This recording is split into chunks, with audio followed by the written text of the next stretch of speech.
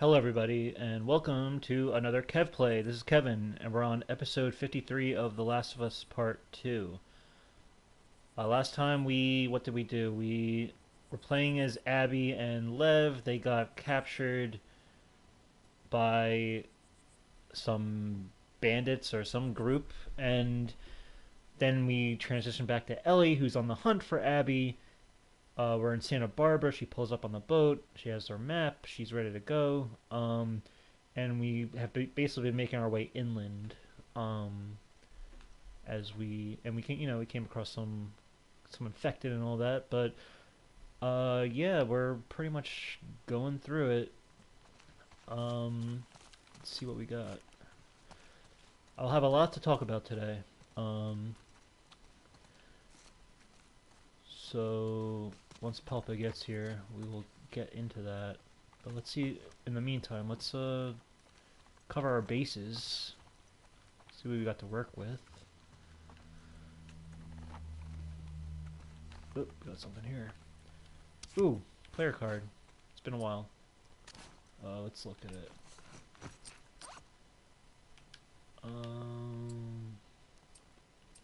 CBB 73.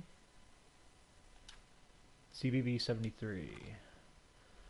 CBB 73. Home Planet Mars. Brains 40. Brawn 100. Affiliation Future Alliance. The latest in a long line of synthetic warriors, the CBB 73 was designed to fight battles deemed too dangerous or cruel for humans.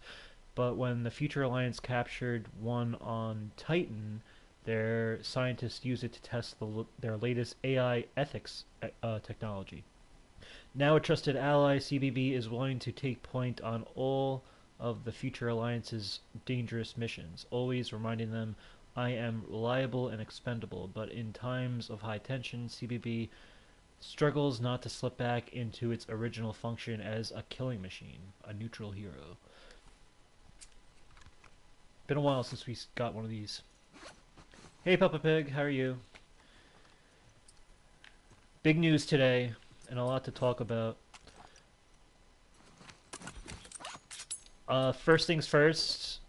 Yes, I've been counting down the days, the minutes for this reveal of Tony Hawk's Pro Skater 3+4. What happened today? I like during my lunch break, I was like watching like the Tony Hawk interviews with Stephen Colbert on the late night show. And he was like it was like a date. It was like yesterday from yesterday. And he was teasing it there. But he was like, I can't talk about it anymore because they're going to be revealing it today. And then I saw some Instagram reels where Tony Hawk's like, oh, the wait's almost over and stuff. And then yeah, they revealed that trailer. I feel like I'm back in 2017 with the Crash Bandicoot Insane trilogy, or at least in 2016 when it was announced. This is like a dream game announcement for me. 2025 is going to be a huge year for games for me. Like this is going to take up like it's been a while. Like Crash Team Rumble held us over in terms of like that remake or not remake, but like the Crash Bandicoot Spyro Tony Hawk train that's been going since 2017. But yeah, I'm absolutely hyped. But it's funny. I was so excited. I have a friend who's a big Tony Hawk's Pro Skater at work. I showed him the trailer too, and we were talking about it. Like we're very excited. And I've been excited all day. Like I've just been thinking about it. But then it's funny. The same thing that happened with me with the Insane trilogy and Nitro Fueled and the Reignited trilogy and Tony Hawk 1+2. The same like critical side of me started to like creep up where it's like, okay, now that they revealed it, now that we can celebrate that this is a real, now it's time to voice our concerns or make sure that it's going to be shepherded correctly. I remember when the Insane trilogy came out, I was like in the message boards on the YouTube comments, uh, you know, not being afraid to be critical of what we were being shown, or of every little thing. I can feel that already with me. But I've had a lot to think about at the same time. Uh, And you're saying maybe the Tony Hawk game can be your next game after The Last of Us 2. It's, I mean, we already did Tony Hawk 1 plus 2 as a playthrough. That would definitely happen, trust me. Uh, and yeah, I'm definitely excited about that. It's funny though, I was thinking of making like a write up of this maybe later on, like in my blog, because I've been thinking about it, but I'll also talk about it here. Um, Before Tony Hawk 3 plus 4 was even like hinted to be announced, um, I've been playing Tony Hawk's Underground as of recent. Because like I think like a year ago I did play Tony Hawk, or not a year. Yeah, it was like the end of last year. I played Tony Hawk Pro Skater 4 again just to play it because I needed like a nice like game to just be a nice comfort game to play. Um, so after that, I was like, okay, let's play Tony Hawk's Underground. Um, yeah, again, that's Iron Galaxy. So they did the PC port for um for Tony Hawk 1 plus 2 remake. They did the PC port. They've done other stuff like I've heard, like I know one of their claim to fame is like Rumbleverse and stuff like that. They've worked in conjunction with like a lot of projects in terms of ports. But this is their first time really like where it's like okay, this is their first time really like heading a major game like this where a lot of fans are going to be very like you have their eye on every step of what they do. Um, they're at the moment I'd say they're unproven. I don't really know much about this team. What I've seen from the trailer, it looks great. It like the it looks like what I was hoping for with them taking kind of like the build of Tony Hawk's Pro Skater 1 plus 2 remake and kind of going forward with that and just because with Tony Hawk 1 plus 2 they already have the move sets figured out, they have the feel figured out. It we still have to feel how this game is gonna feel like play the game to see how it feels, but I'm very confident that whatever assets or whatever engine or build they had from that Vicarious Visions had from the first remake, that it seems like it's gracefully carried over here. And the maps look beautiful. They look gorgeous. I'm loving what I'm seeing. I'm loving that they're pretty much both soundtracks are going to be for the most part retained. I'm loving that the rosters are for the most part retained. We still don't know if Bam Margera is going to be in there or not, but that's not the end of the world. That's a special case with that. I love that they're introducing more skaters, bringing a lot of the new skaters from the last game here. Um, a lot of good stuff, but there's some concerns that I'm starting to have too. And you're saying people are begging for an Underground remake, and now this is what I'm thinking about. And they worked on Crash games as well, Iron Galaxy. Okay, that's good. The game looks great, yeah. And bro, Doom Guy. So yeah, in the PC port of the original Tony Hawk Pro Skater 3 for PS, well, it came out during the PS2 era. The PC port actually has Doom Guy as a secret character. So it's actually funny that Microsoft now owns Activision, and they also own Bethesda, so they can actually work that in and make it work. Um, Whereas with Spider-Man being in Tony Hawk Pro Skater 2, not so much because I'm guessing with Marvel and their licensing, it's already weird, and they already kind of have this relationship with Sony exclusively. So I feel like that would have been a harder get. But it looks like they're going to have fun with secret skaters with this.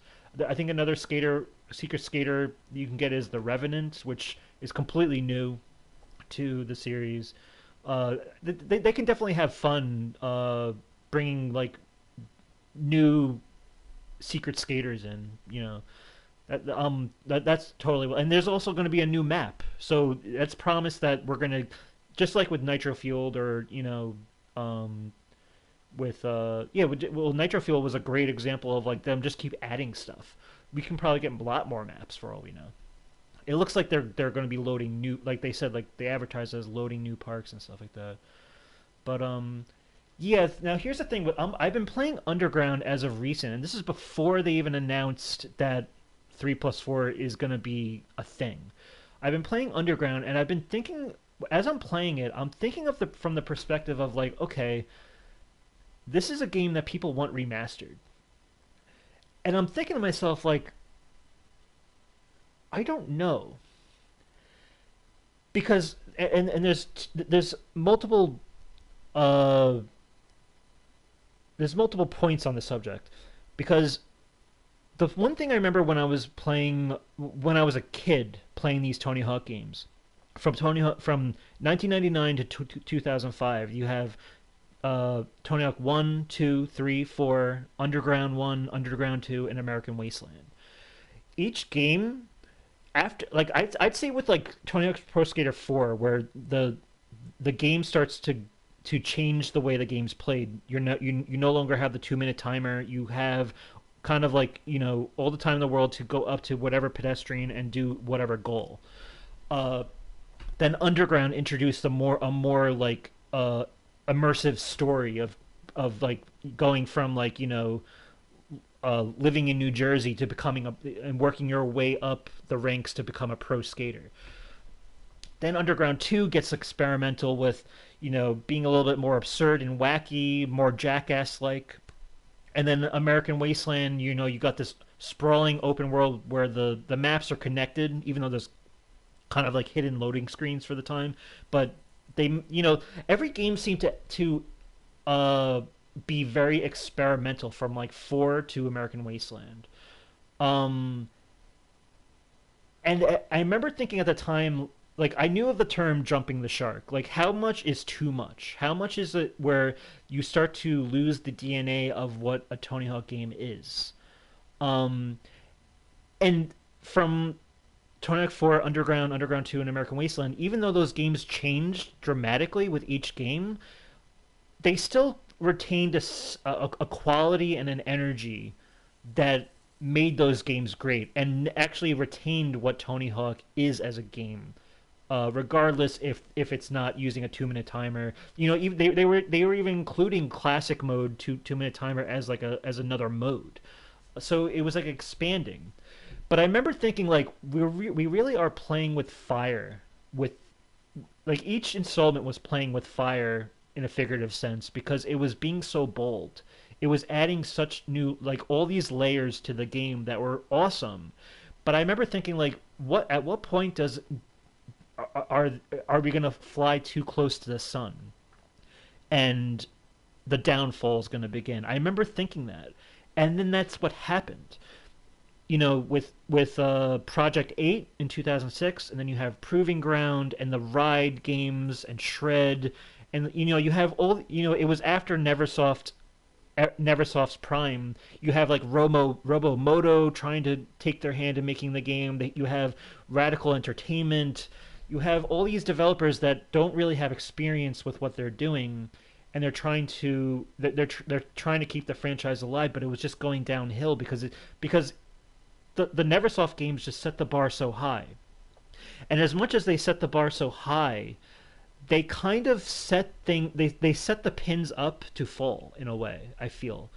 Because once you got away from like the 2 minute timer and you started to become a little bit more open world and allow more story to be involved, you were opening yourself up for more mistakes, and they weren't making any mistakes. But even though like say when like Tony Hawk's Underground 2 came out, I remember being critical of that game, being like, this is very wacky compared to the old games. We're riding around as Steve-O on a mechanical bull. We're riding around on a go-kart. We're riding around with a guy in a wheelchair. It felt gimmicky. In Tony Hawk's Underground 1, you're driving cars around. It starts. There's even a part that I played recently where you had to get on a leaf blower, a leaf mower, and mow piles of leaves. And I remember thinking, as much as I love the Underground games, I remember thinking like, what does this have to do with Tony Hawk? Why am I mowing grass right now? As fun as it is as a mini game, I remember thinking this is kind of like what started the slippery slope. Even though they were managing to not slip in that era, I'm like thinking like this was like inspiring more weirdness and more experiments to happen that would eventually fail. And with everyone begging for Tony Hawk's Underground to be remade, as much as I love that game, I'm wondering because as I'm playing it too, I'm wondering if it can if it would be disingenuous like to do that because on the one hand that that game introducing the story of what you're doing of like becoming a pro skater, that's very relatable today. You can still make a great story, like you can tell that story again, but it wasn't like Shakespeare. And a lot of what the fun of the story was the hijinks with the characters, and a lot of that came from the product of its time, the early 2000s. The kind of like, even though it wasn't Jackass like yet with the way Thug 2 gets, there was a sense of like early that late 90s early 2000 recklessness and rock and roll feel to it. Where if and a lot of the dialogue with the characters that you go up, like the pedestrians, it was always very it felt very spontaneous. Like the writers were the Neversoft developers and the pros who were younger back then were just making jokes on the fly that were funny at the time, or you know what I mean? Like it's not even a question of censorship. It just felt like something, a product of its time.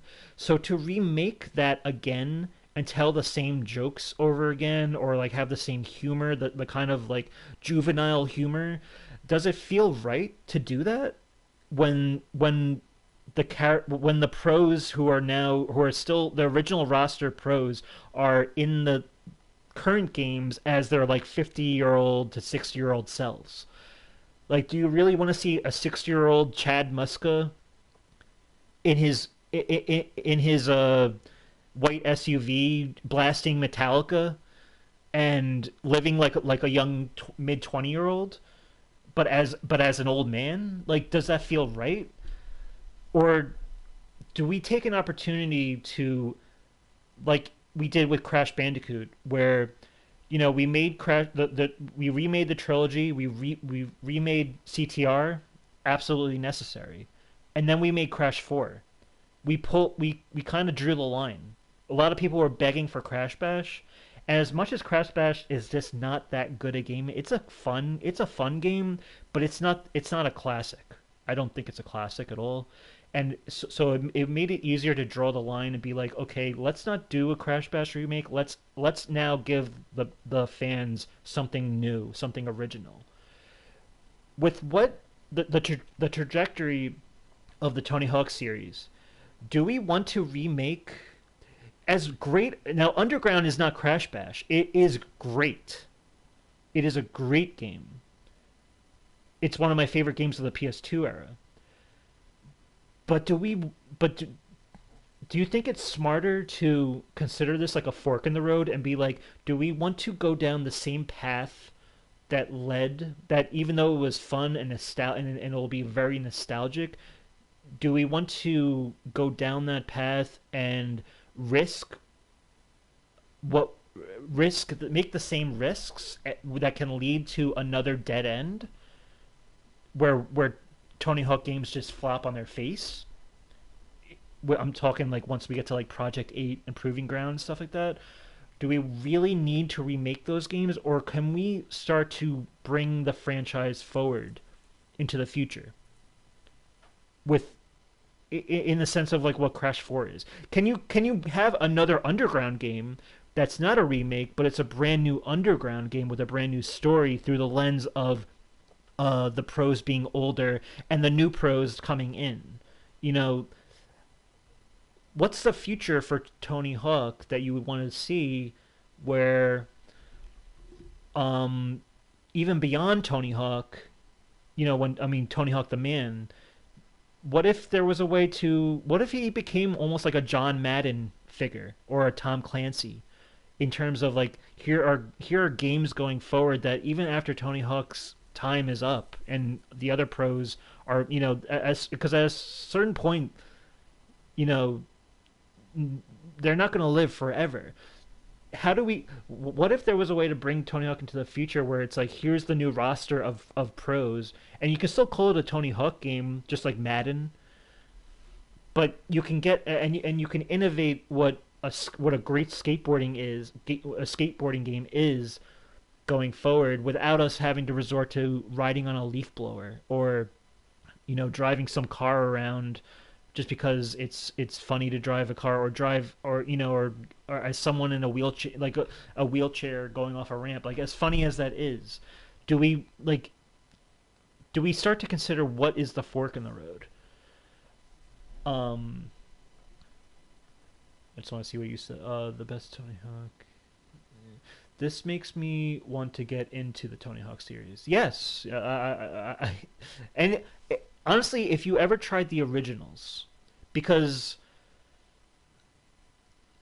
this is my new concern, because I saw in the fine print of Iron Galaxy's like post, they said that Tony Hawk Pro Skater 4 is going to have streamlined goals that will befit the Tony Hawk Pro Skater type of game. And it made me think, and a lot of people are starting to think, are they going to get rid of the goals that are in the original Tony Hawk Pro Skater 4, the 190 goals where you go up to pedestrians? Are they trying to revert Tony Hawk Pro Skater 4 into a 2-minute timer game like the first three games? And they're going to make goals that are just befitting to that format? Or is that when they say they've streamlined goals for a Tony Hawk Pro Skater game in 4, is it just going to be its own separate classic mode and you'll still have the career mode where you can talk to the pedestrians in the same way?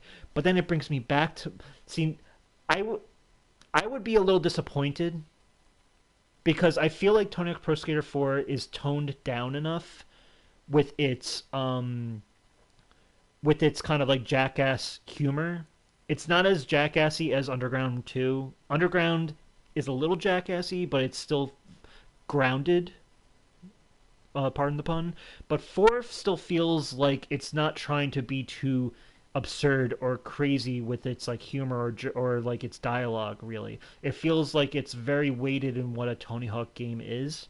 So for them to not include, like, if Iron Galaxy is trying to reformat the game, my first instinct is that's very lazy. It feels like a cop out to not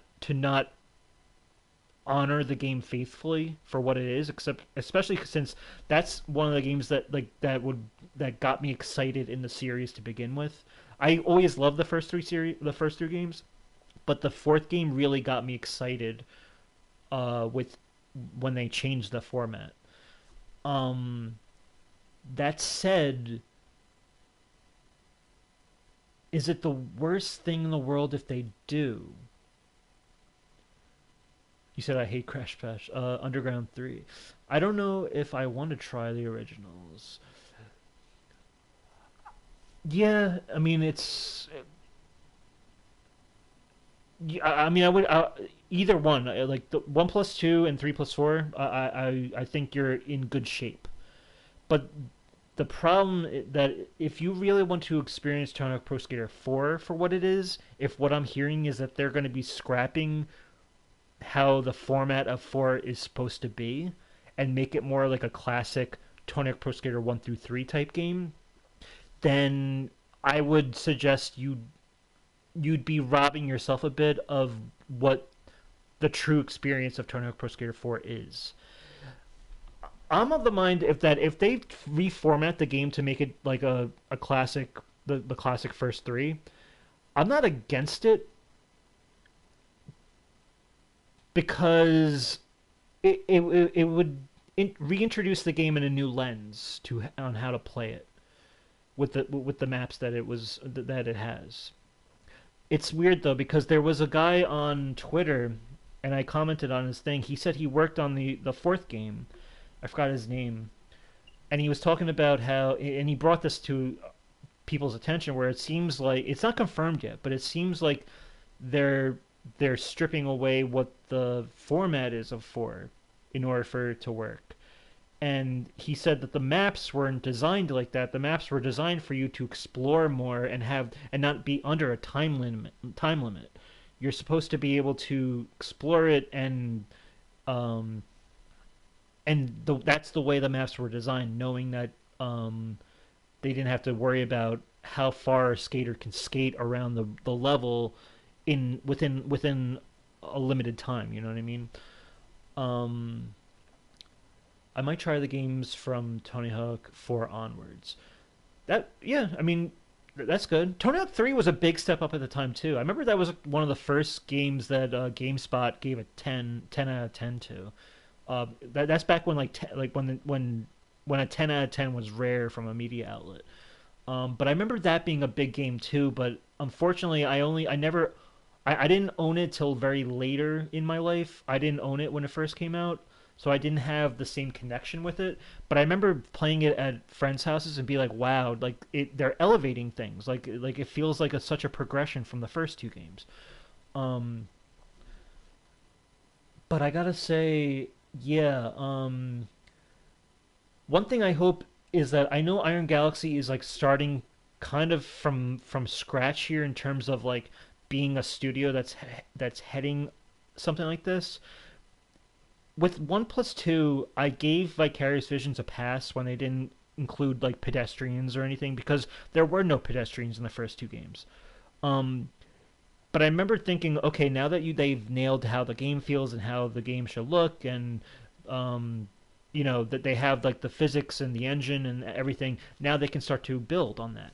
But then Vicarious Visions got absorbed into into Blizzard, and now we're back to square one. So Iron Galaxy has seems to have the assets and the engine and everything, but but do they have the experience where they could have expanded on it? Now I feel like we're kind of making a lateral move if pedestrians aren't included. And when I say pedestrians, I don't just mean the goals. I mean just pedestrians walking around, making the maps feel alive. In the trailer, I didn't see any pedestrians, and I was wondering if maybe it's just early in the trailer. Well, from what we saw, was just an earlier version of the game that hasn't really shown off its full potential yet. But I remember that being a big thing in the PS2 era when three came out, is that there are people walking around the map now, and that was a big thing back in the day, and that was even a bigger thing back in four. You know, the first all the first four games have always had pedestrian cars in it, and it looks like you'll be able to skitch on the car like you can in Tony Hawk 4 in this one. So that's good.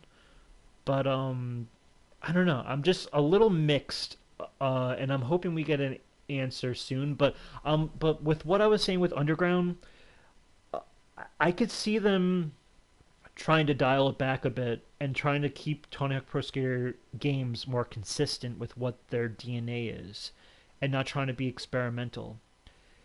On one hand, I'm a little disappointed if that's the case because I really love four so much, and it's almost like taking Spyro 2 and saying, "Oh, there's no orb challenges.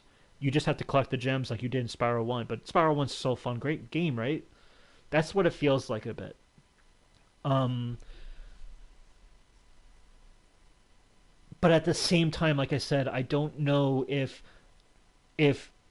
the humor and and what was being said in the dialogue back then speaks and translates to a modern audience. I feel like it's almost a little disingenuous if you're just to copy word for word what was being said back then, because it felt so the dialogue just felt so off the fly and uh of the times back then. Uh, you know, so I don't know. I'm a little on the fence with that. That's kind of been kind of like the stick in my craw as of recent. But as I've been thinking about it more. But I know I've been talking for 30 minutes, but I just have so much to say. Um, but the game overall, I'm gonna get this game day one. It looks amazing. this is what I've been waiting for. Like this is still a Tony Hawk Pro Skater 3+4 to me. Like it's great. The maps are all there.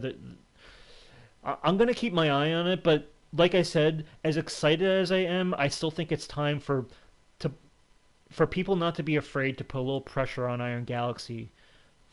Let your voices be heard. Don't just sit back and take whatever you're dealt. Because changes could be made.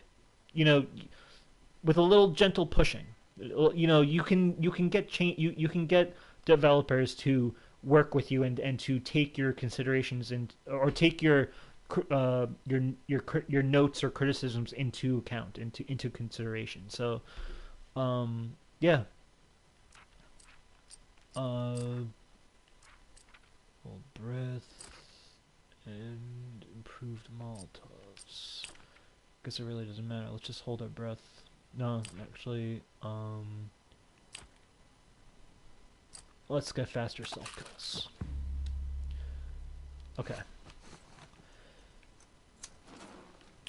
But yeah, like, I knew I was gonna run a little late talking about this, but yeah, I'm excited. Uh,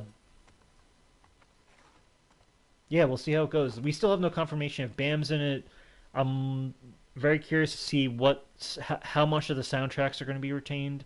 The first two games, the remake didn't get every single song. It maybe like a few songs weren't in there, but that was forgivable because copyright, getting music licenses uh, back again is very tough and expensive and a lot of legal loopholes and stuff like that.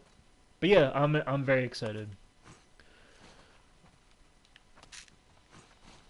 Oh, I think that's a pill. I love that how that pill dropped off the counter. I think that's the first time the pills actually moved like that.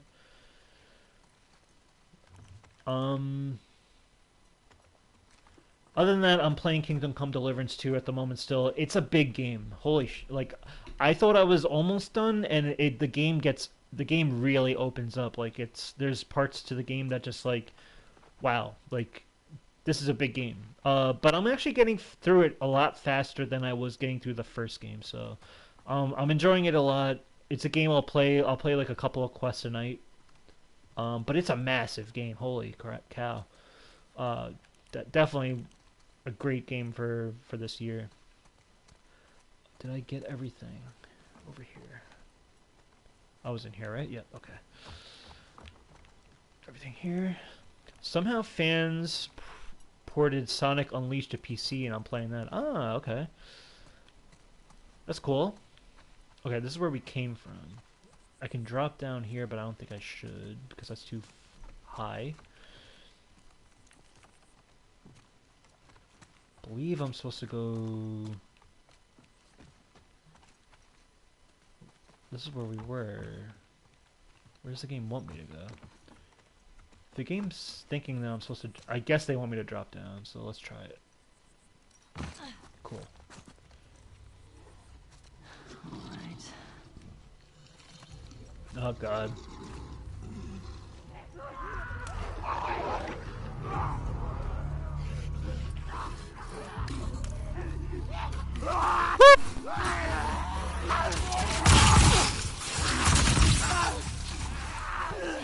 Oh my god, I can go out the window. Go, go, go.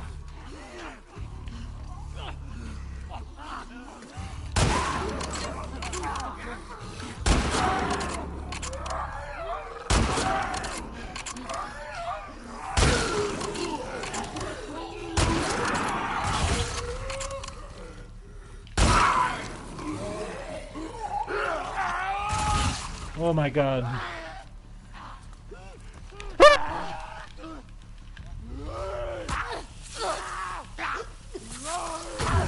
Oh my god, oh my god, oh my god.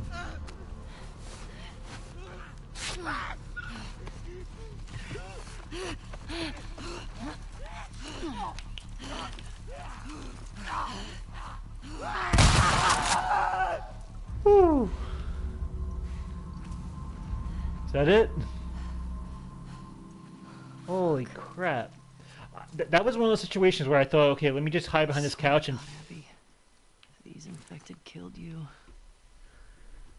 I was like, let me just hide behind this couch and just get a grasp of my surroundings. But then my surroundings were just closing in on me. Oh Where my am god. I? There's gotta be a street around here. Okay, I know I rambled on. Um, so let's get into our list. Uh, right off the bat, let's just like recap for 2000s, our top 10 2000s Desert Island games. My number 10, SOCOM 2 US Navy SEALs. Number 9, Metal Gear Solid 2 Sons of Liberty. Number 8, God of War 2. Number 7, Pokemon Silver. Number 6, Uncharted 2. Number 5, Area 51. Number 4 is The Simpsons Hidden Run. And number 3 is Spyro Year of the Dragon. Yours is number 10, Mario Kart DS. Uh, Number 9 is Soul Calibur 2. Number 8, Def Jam Fight for New York. Number 7, Super Smash Bros. Brawl. Number 6, Kingdom Hearts 2. Number 5, Crash of the Titans. Number 4, Uncharted 2. And number 3 is Okami. We both share Uncharted 2 in our top. I think that's the one game we share in our list so far. Um, okay, so I guess I'll go straight into my number two. Um, I mentioned that what was it, number five? My number five was Area 51 because I was trying to recapture the feeling of what I couldn't play on PS2. So I have to give my number two to a game that that I was chasing to because I loved it so much that I couldn't play it on PS2, but I loved it. I just loved it so much, and I think it's like still one of my favorite games. I'm gonna go with Halo Combat Evolved. As much as I love the first three games, I think Halo 2 and Halo 1 are the ones I played the most. But Combat Evolved really, at the time, I remember that blowing my mind. I remember blowing my mind how big the maps were. I remember blowing my mind how the enemy AI seemed to react realistically and spontaneously and uniquely from one another. It wasn't just like uh scripted animations. It really felt like they had a mind of their own. The first Halo, yes. The game came out in 2001 too. It came out 2001, and it came out during a time when video games were still like I was still like under its spell when it came to its magic. Halo shocked me with how the lore and like I was so it was one of the first games I feel where I was compelled by the story. I wanted to know more, and it felt like the game held all the answers to the universe. It was so expansive. Uh, Being able to get in and out of vehicles, being able to like be on the tail gun of a warthog, the turret, and to drive at will, and to the hilarious physics engine of Halo, where you can crash two warthogs together and they'll go flying and flipping in the air. I love the Ghost, the alien vehicle. I love the Banshees, which you get to fly with, and then every now and then you get the tank. Um, I love the multiplayer aspect to it, both offline and online. Oh, well, not online. It didn't have. It had LAN multiplayer, but not. I think Halo 2 was the first game that had like full like lobby or matchmaking multiplayer. Um, but even the cooperative mode. Let's read this real quick. Yeah, well, before I do, the cooperative mode was a mode that I've been also chasing for as long as I can remember because Killzone wasn't cooperative until Killzone 3. Resistance Fall of Man was the first like cooperative game I played um also, which was like 2006. And that game you were able to get in and out of a kind of like a warthog like car too, but it just wasn't the same. Uh I always chased the co-op first-person shooter type game. And Killzone 3 was something like that, and so was Resistance, and I think Resistance 3 also. Um, but it was just not. It just never compared to the just how Bungie just went all out to allow everyone a chance to play multiplayer in any way they want, in cooperative mode, in competitive mode. It was great. Let's just read this real quick. Mom, I'm gonna go talk to the Rattlers. I'm sorry I'm telling you like this, but I didn't want you to stop me. We're starving. We can't leave the area with you and Abuela like you are. It's only a matter of time before they find us. If I can join them, we could all be protected. I know this is scary, but I love you and I'm willing to do whatever I need to keep you both safe. Safe, Arnie. So I'm guessing whoever Arnie's family is, I probably just wasted them. Um, but yeah, I love the story of Halo. I love how it ends with you like in the two warthogs, like the whole like ship is blowing up and you're trying to get to the end. I love the introduction of the Flood as like an enemy halfway through the game. Very creepy. I love Cortana and Master Chief's like banter. I love what's the little AI like floating machine thing that's like that kind of turns against you at one point. I forgot. Spark 343 is, or yeah, I think that Guilty Spark 343. I think it is.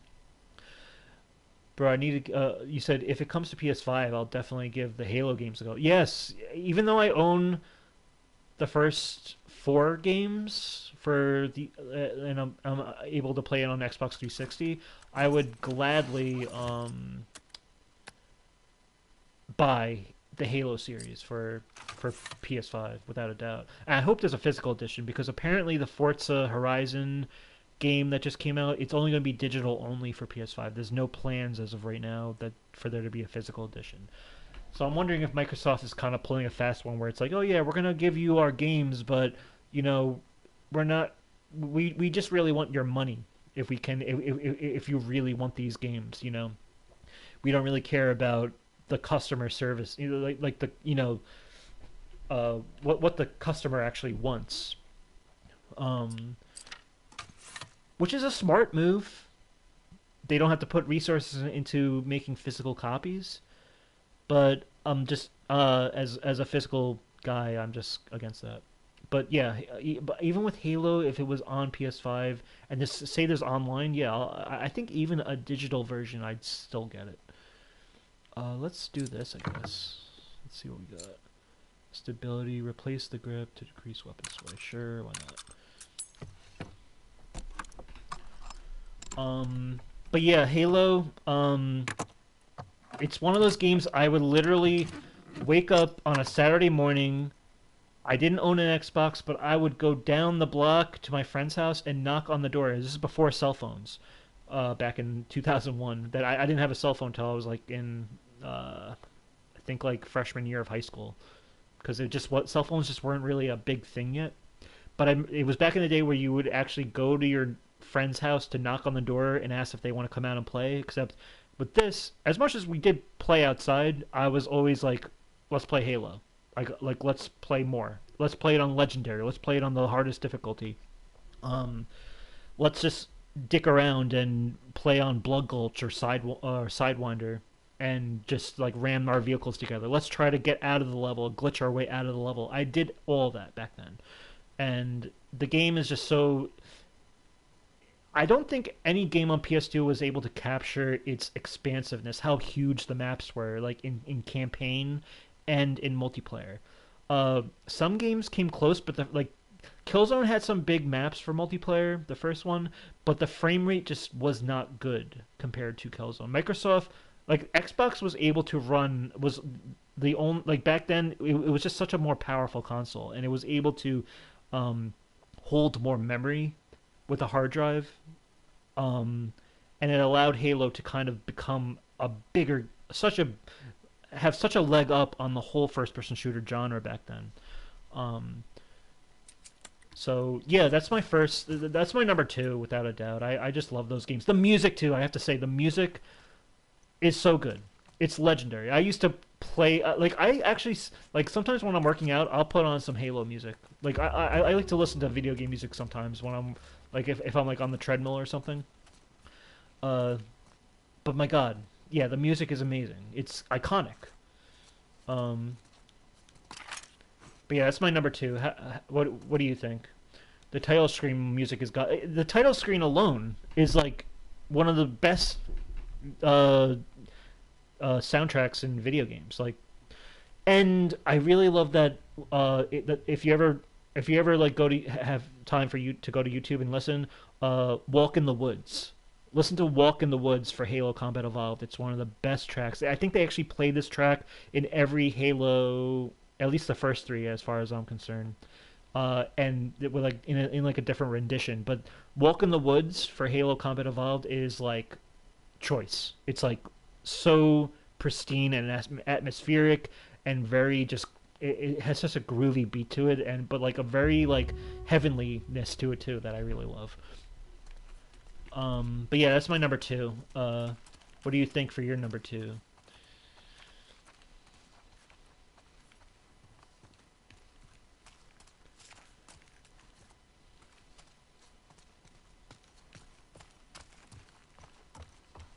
Okay, so I came down here. Your number two is Ratchet Deadlocked. Interesting. This is a game I've been like Jak X. It's like the Jak X of my Ratchet experience because I have never played Deadlocked, but I know that it's kind of like a very necessary Ratchet game to play. I played the original trilogy back when I was getting ready to play Rift Apart. I previously before that I had All for One for PS3, but I know Deadlocked is supposed to be a very great game. The game is an absolute blast.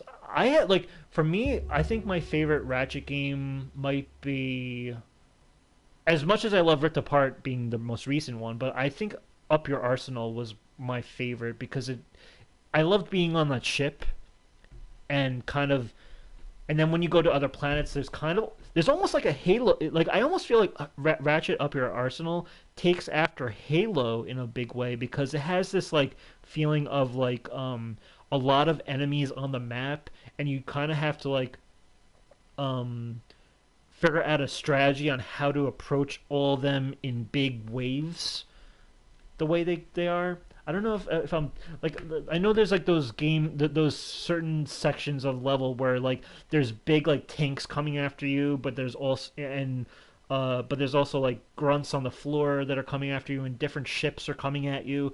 That felt very like late game Halo to me back when I was playing. But Deadlocked is a game I'd love to try. I'm surprised a spin-off game is this good. Yeah, so Deadlocked. Now this is like the fourth entry, right? I think it's the fourth entry in the Ratchet series for Insomniac.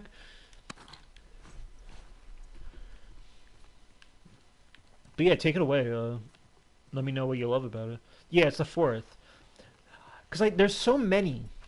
Because I know the Ratchet games continue into the PS3, uh, and it felt a little overwhelming to be like, okay, I don't know if I need to play all of these games to really appreciate Ratchet.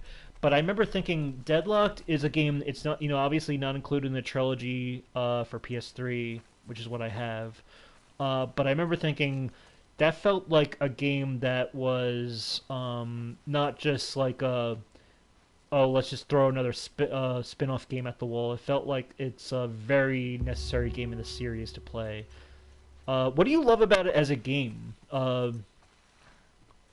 Does it feel like does it elevate the original trilogy in any way, or is it just like, or is there something specific about Deadlock that like uh, distinguishes it from the original trilogy and how the original trilogy plays?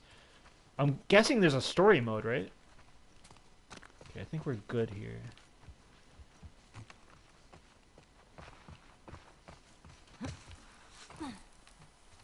The story is really good. Ratchet, Clank, and Al are kidnapped and forced to compete in this game show called Dread Zone, a deathmatch game. See, I could see that.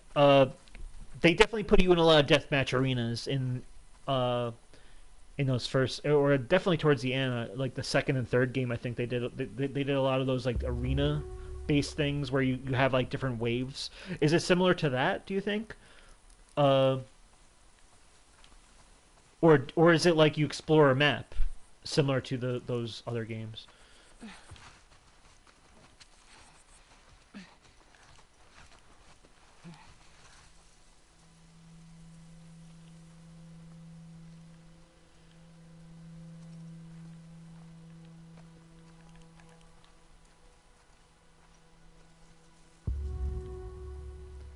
I feel like they opened this car door for a reason, but they didn't put anything in it.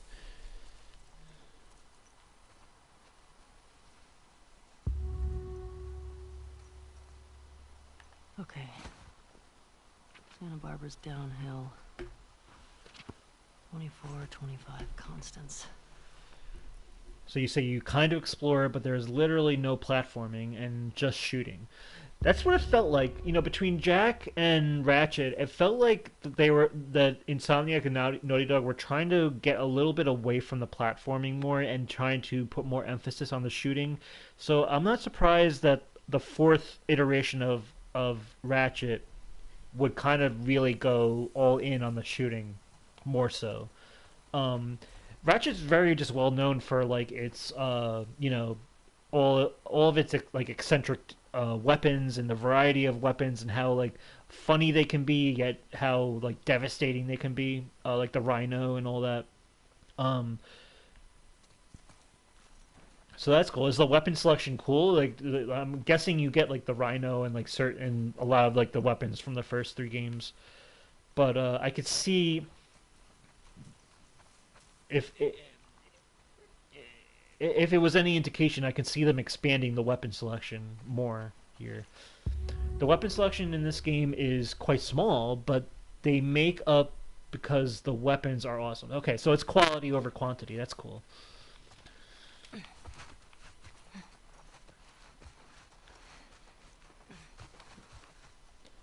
Is it a long game, or do you feel like you get a lot of bang for your buck with a shorter game, if it's a shorter game?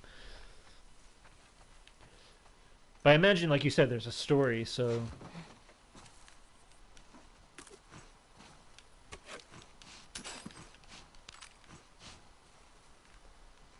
how much? No,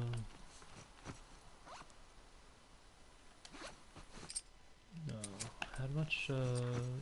31. I wonder if I can go back real quick and take a look at that. It's like 5 hours. This game has a new game plus. Oh, well, yeah, Ratchet is very notorious for its new game plus. A lot of grinding. So a 5 hour game of a Ratchet game isn't necessarily uh, that bad because they really do new game plus well. Um, that's why I was a little disappointed with Rift Apart because they didn't really require you to do New Game Plus as much as the original trilogy did in terms of like trophies or unlockables as much. Uh, I was expecting to play a lot of that game and try to have fun with the gameplay of it and grinding it out, but they kind of just like cut it. They didn't really make it necessary. But a game like this, I can see the game itself just being great on its own merit that you just want to keep replaying. It's in normal playthrough weapons go up to level 10 and on challenge mode weapons go up to level 99. Wow, okay. So you got a lot of work that they give you. That's cool. Okay, there's nothing of consequence here to do. Okay, let's go back.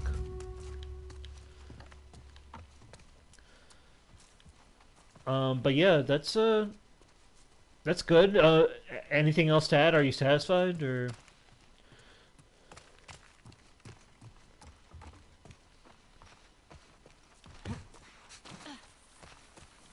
let's head back here.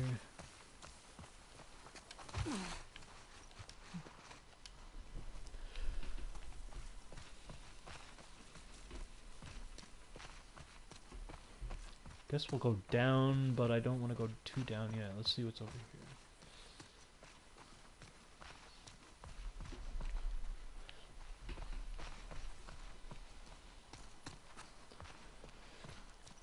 This game's Rhino is the Harbinger, which fires missiles from the sky. Oh, so it's almost like a airstrike in a way. She has to be down there. That's cool. I'm surprised they don't give you a Rhino though, because that feels like it's like a tradition almost. But that's cool that they have like a big, powerful weapon that they can offer you. And the soundtrack is awesome. As always, yeah, the Ratchet soundtracks are great. Uh, Always good. They're not Spyro for me, but they're definitely good, really good. They definitely get my blood pumping. Yeah, okay, so that's your number two. So now we're on our number one of 2000s. I'll just get right into it. And honestly, I talked your ear off about it a lot already this episode. It's Tony Hawk's Pro Skater 4.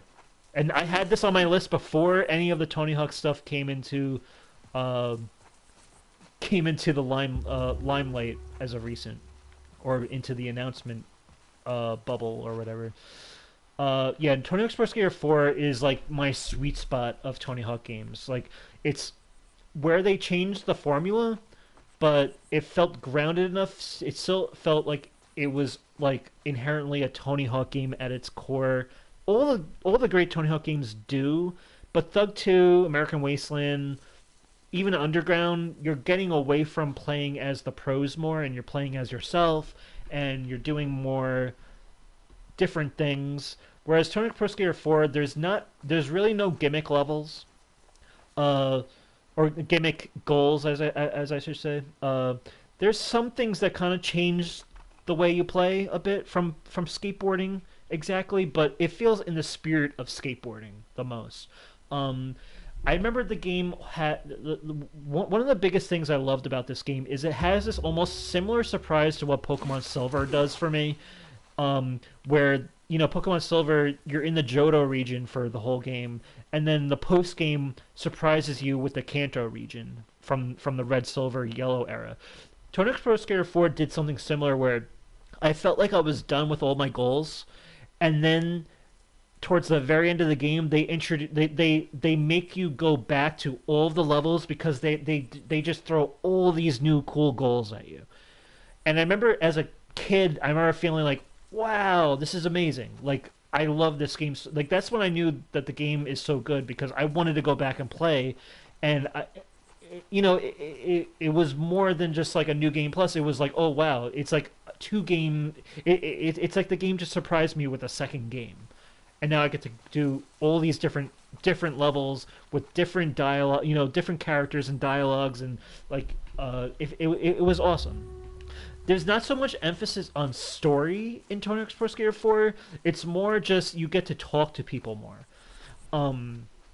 So the career mode is still very like just skateboard centric, as the underground games are too. But no gimmicks, and just a lot of It was the first game that I think Tony Hawk Pro Skater 3 introduced online, I believe, but 4 was online also. You're getting more features too. You're getting to at the time, what was it? It was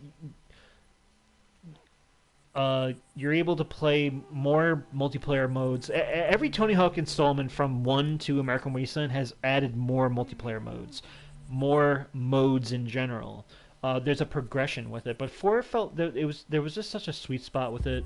You're able to play as any pro you want and complete the career, and each ending to each pro has their own like specific big huge pro goal that they have to do towards the end, which was cool. You're unlocking skate videos, which is again something I'm looking forward to with this new remake. Is what's going to be the new skate videos that they're going to be showing. And you said, and now we have a remake on the way. Exactly, and that's why I'm a little disappointed that the remake might be trying to like restructure the way 4 works or what makes 4 very special. But at the same time, I'm like, you know what? 4 still plays great on my PS2. I love it. it really is such a special product of its time that I would love to experience Tony Hawk Pro Skater 4 in a new lens. Even if the graphics, yeah, you get your graphic overhaul, the physics overhaul, all that. But if they don't recapture the entire game or remake the game how it originally was, I'm not. I'm not gonna be. I don't think I'll be too upset. I am a little disappointed in the moment, but I feel like it's something I'll grow onto and be fine with. But yeah, I'm trying to think what else I can just add. Um, Obviously, you get more pedestrians in the levels. There's animals in the levels. Like there's so much. Uh, the levels just felt so much more alive. It felt so much. It felt like you weren't just isolated to yourself like the first two games felt. Um, it was the first game since Pro Skater 1 that I got chronologically. So it was such a huge step up from the first game for me. Um, but my God, yeah, to me it's a collectathon. It's a platformer in a way. You're trying to always solve problems in the same, with how to approach different goals or whatever. Uh, and as much as I love the skateboarding game of it, it just feels like it's something. It's the same special feeling that I got from like Spyro 2, from the jump from Spyro 1 to Spyro 2. It has this like special quality to it that I really love. But yeah, I don't know how much I'm going to be talking about this game for a long time going forward, so I won't go too crazy about it. But yeah, that is my number one without a doubt. It's a game I can always come back to and never feel um like too exhausted to play or that I'm uh tired of. It's a game I play probably the most out of all the Tony Hawk games, I feel.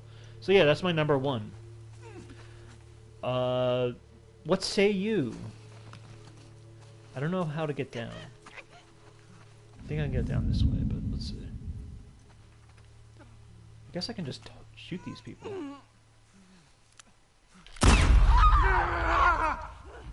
get up to me, can Oh, this is cool. They're introducing infected that they can't get to us. That's cool. Your number one is Little Big Planet, the first game.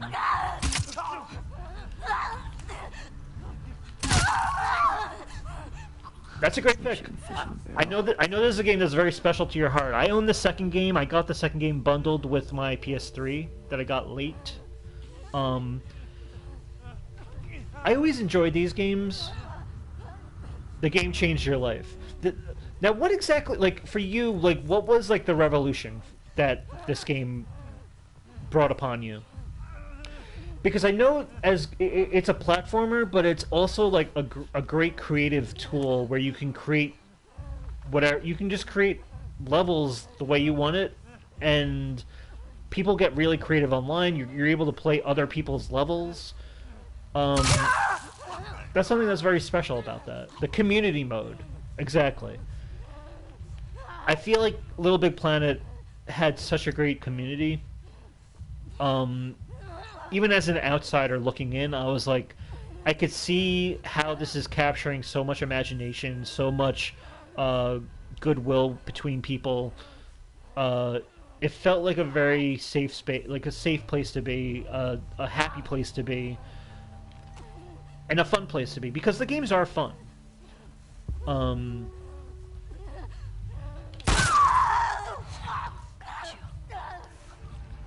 Sackboy is definitely an iconic PlayStation character, without a doubt.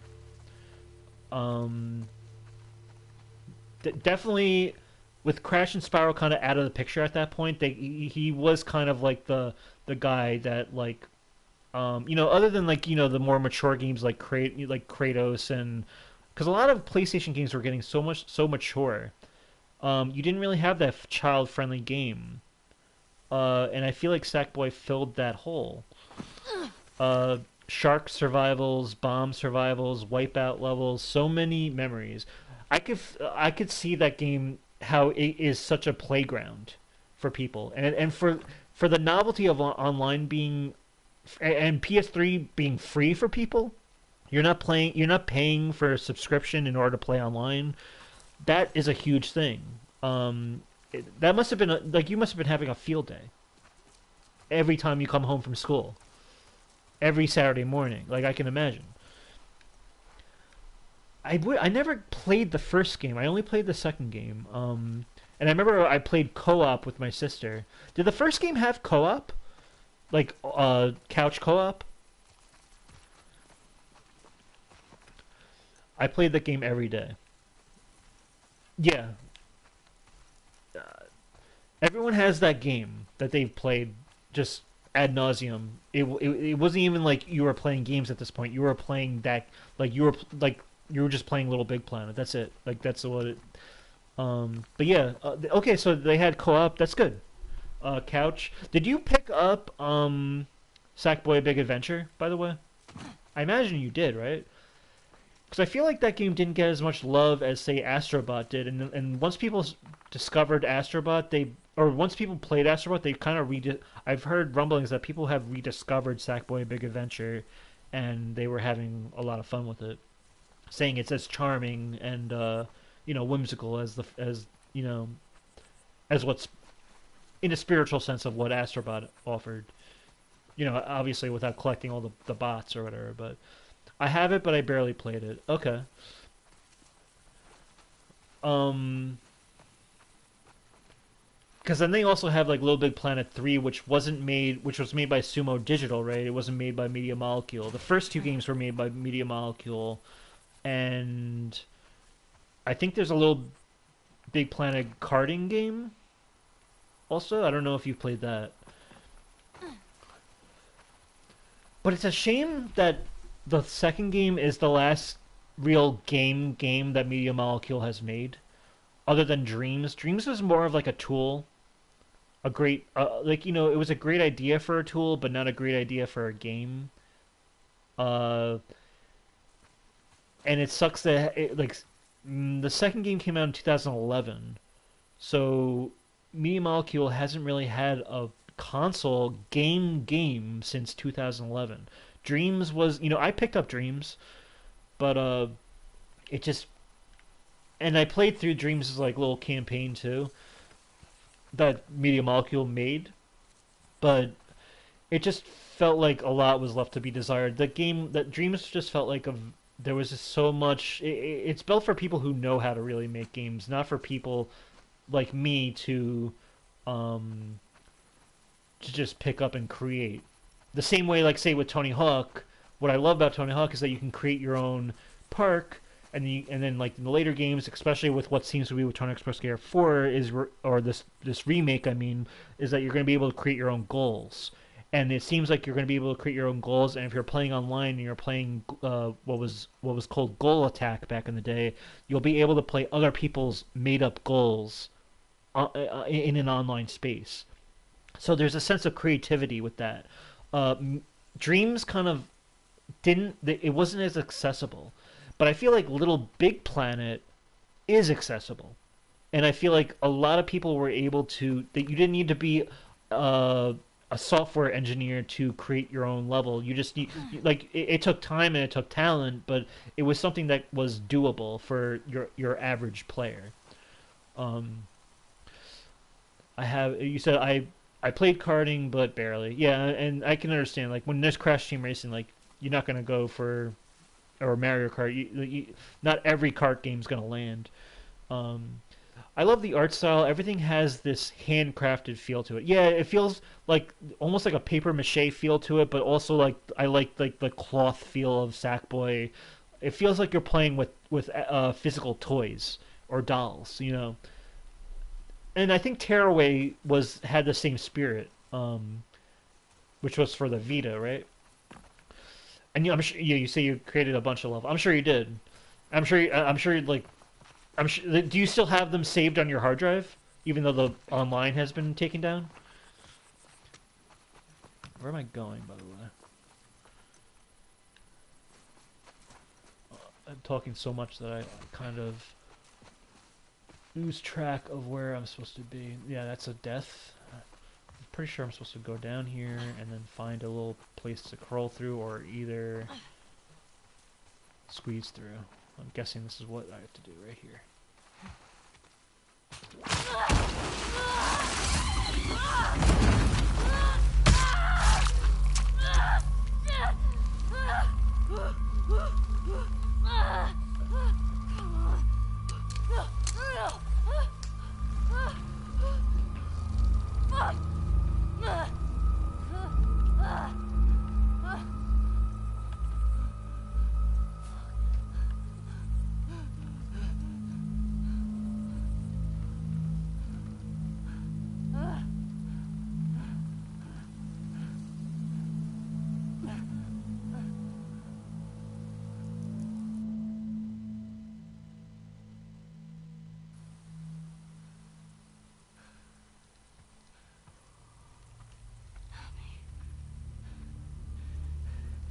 Abby. I found you. I found you. See? We got a live one. This bitch is fucked up.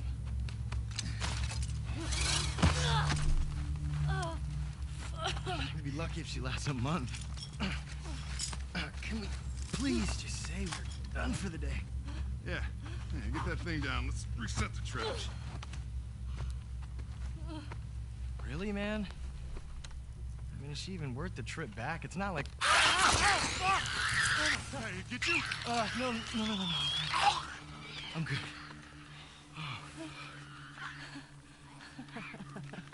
Something funny? Looks like you shit your pants. Fuck you say? You little bitch. Oh, you like funny, huh? Get up. Come on. Get up. We don't need No, this. man, she's fucked up anyway, man. Come on. Please, don't. Yeah, it's funny, right? It's funny. Serious? Come on. Laugh.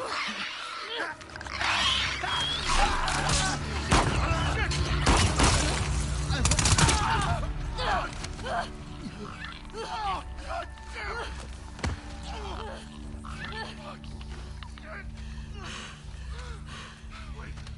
You said Abby. You're looking for an Abby, right? We picked one up a couple months ago. Yeah, sure. Oh, no, big girl. Blonde. Arms like mine. She had a scrawny kid with cuts by his mouth. Yeah, that's her. You let me go. I'll tell you where she is. You can get to her before that infection takes over.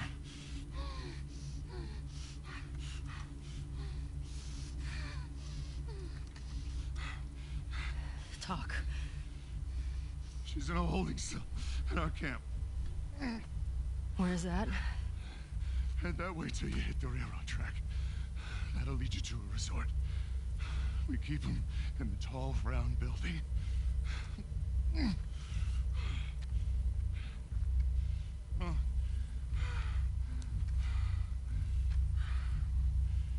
I swear.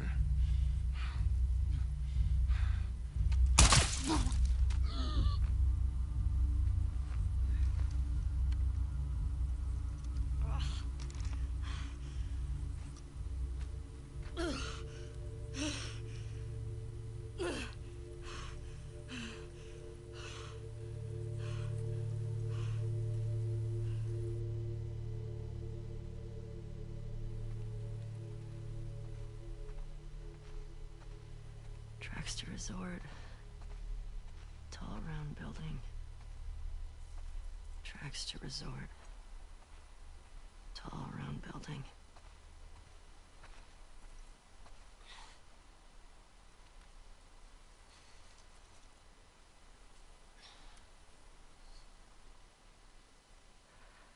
Fuck. Over here! Aim for its left! We'll go back. Is that a gun? He's got a gun! Go back. God damn it. Shit. All right. Fuck did he get a gun? Tell the others to search the area. Make sure he's the only one that got out. Watch out for infected. Yeah. I find out anyone helped him, they're going in the fucking pool. Waste. He was acting up for a while. This is the 3rd this month. You ready to put more people on the gate? People on the gate need to do their fucking jobs. Go look around. I want to know he was alone. That dog smell something? Nothing. All clear. Let's go, Ghost. Okay. I'm not gonna progress here just yet. But we can keep talking just for a bit. Yeah. So first of all, let me just talk about that scene. I love how Ellie baited that guy, played him like a fiddle, making him try to taunt her by, or like try to scare her by bringing her closer to the clicker or the infected, knowing Ellie is already is already immune, so Ellie can kind of like play the role of like no, don't do it, and then she can lean into it and just like that guy was not expecting that. So I love the logic of how she was able to make that work, and then be able to turn on the other guy. As we know, Ellie doesn't need to be able to save herself from being bit. So all she needed was information on an asshole who's gonna kill her anyway, and that's the end of it. So that was a cool scene, very scary scene. I remember seeing that for the first time and being like, "Oh shit!" When they string her up like that upside down, and she hits the kind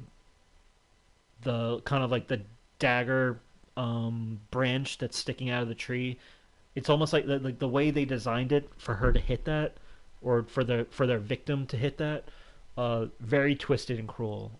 And I remember thinking, oh shit, I always love how does a character physically get out of a crazy situation like this? And I feel like they wrote themselves into a corner and they got out of it in a really cool way. Similar to like when Breaking Bad does that. I thought that was a cool moment. But now we're at this resort. Pretty cool. Playing as Ellie right now. But yeah, okay, so back to Little Big Planet. Yes, so that's your number one. You created a bunch of levels. Is there anything else you want to add that of how the game might have impacted you or anything? I'm sure, like you said, it's the community.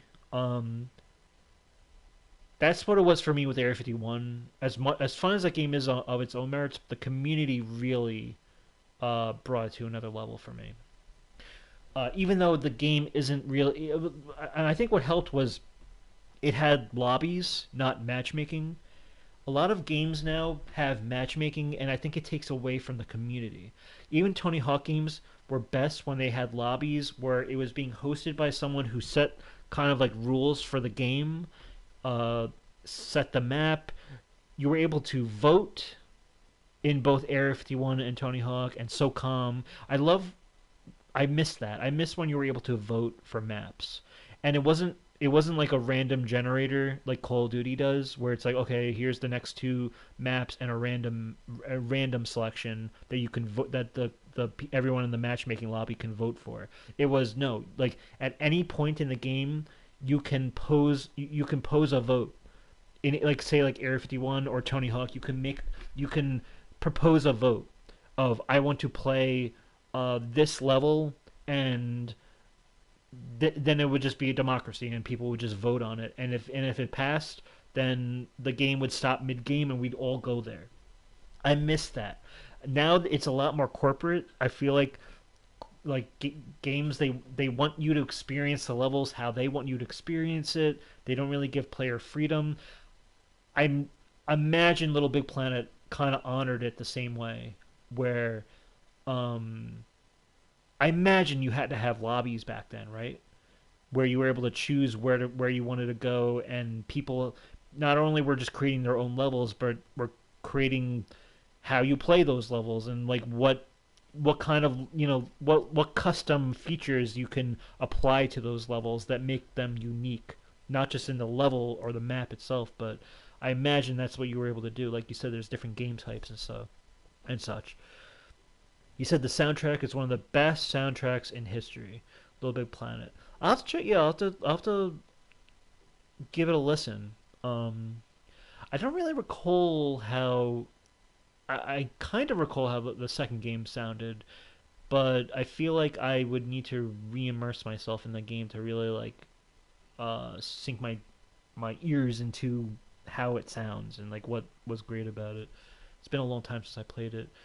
And you said, yeah, I remember a girl online telling me she loves me. See, that's what like this is what great games can do. You know, like being able to foster a community like that where you can kind of have these social interactions that were unlike what you would expect. I remember that too. I remember that like you hear a girl talking online back in the day. There was a novelty to it because it's like most of the time it's guys on the mic or whatever. But being able to make connections like that, I think that's cool. It should happen more often. But yeah, Little Big Planets. That sounds awesome. I'm guessing, and you were able to dress the Sackboy as how you wanted. I remember there were so many in the second game, at least. There were so many like custom features of how you can design your Sackboy and everything, and that was always really cool. But yeah, that sounds like a fun number one that you've chosen. And I know that, like, on Twitter, you're always talking about it. And I know that it was a big blow when they shut down the servers for, I believe it was 2, most recently. Yep, on top of DLC. Yeah, and I'm sure, yeah, so it was, like, heavily supported by Media Molecule. That's what's good. And that's what's a shame with Dreams, that I think they wanted to support the hell out of that game, or that, more of a tool. But it's people weren't finding it, and it was a mistake that they never put it on PC to get more of like the modding community involved, and people, it just seemed like very weird decisions behind the scenes with that. But I'm glad with a game like Little Big Planet, which was more successful, that they were able to put the love into it that they wanted to, and it shows. So yeah, that's your number one. Okay, so we'll recap. Next time we'll start our top 10 for our top 10 list for the 2010s. But just to recap, our final recap. Number 10 for me, SOCOM 2 U.S. Navy SEALs. Number 9, Metal Gear Solid 2 Sons of Liberty. Number 8, God of War 2. Number 7, Pokemon Silver. Number 6, Uncharted 2. Number 5, Area 51. Number 4, The Simpsons Hidden Run. Number 3, Spyro Year of the Dragon. Number 2, Halo Combat Evolved. And number 1, Tony Hawk's Pro Skater 4. Can't wait for this remake for 3 and 4. Perfect timing. Your number 10, Mario Kart DS. Number 9, Soul Calibur 2. Number 8, Def Jam Fight for New York. Number 7, Super Smash Bros. Brawl. Number 6, Kingdom Hearts 2. Number 5, Crash of the Titans. Number 4, Uncharted 2. Number 3, Okami. Your number 2 was... why am I blanking? Number 2 was... Oh, Ratchet Deadlocked. And your number 1 was Little Big Planet. One word. Little Big Planet's one word. I always like how it's just one word.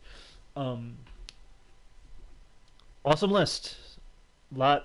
It seems Uncharted 2 was our one thing in common that we had to include, because I mean Uncharted is such a great series. And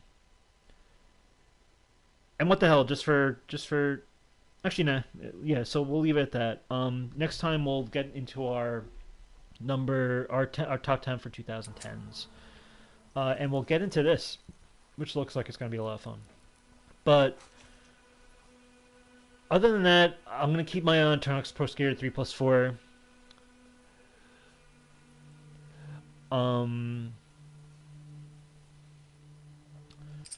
What was I going to say? You said 2010s we will have a lot of games in common. Do you think? I don't know. Well, I mean, possibly, because that's really where we're definitely more seasoned as gamers now. That, yeah, you think? I'm positive. You might be right.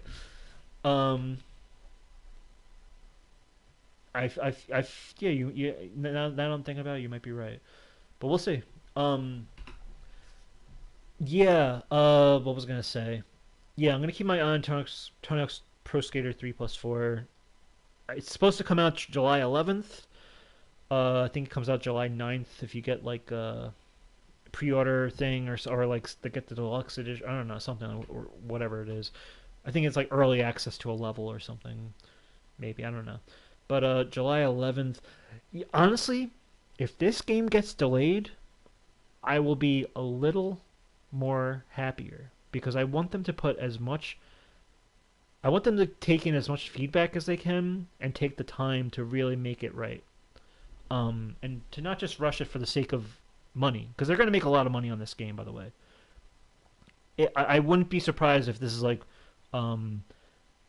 if this is going to make more money than the first two games remakes did. I'm so excited. I can't wait. I hope. Oh my god, there's just so much that I'm gonna be keeping my eye on because 3 and 4 introduce so many more features. I'm gonna have to go into what features they introduce next time.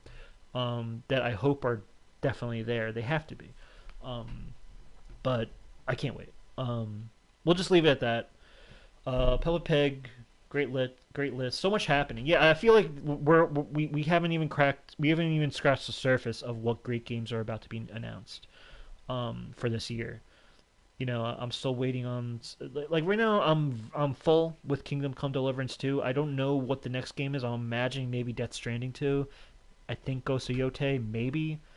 We don't have confirmation on Judas yet, and we know GTA 6 is aiming for the fall, and it seems like Rockstar has been confident that it's going to hit that fall release window. So those are the games I know about. But man, Tony Hawk's Pro Skater 3 plus 4. Now let's see what Toys for Bob's up to. You know, it's like what. Keep it going. You know, let's keep this train moving. And yeah.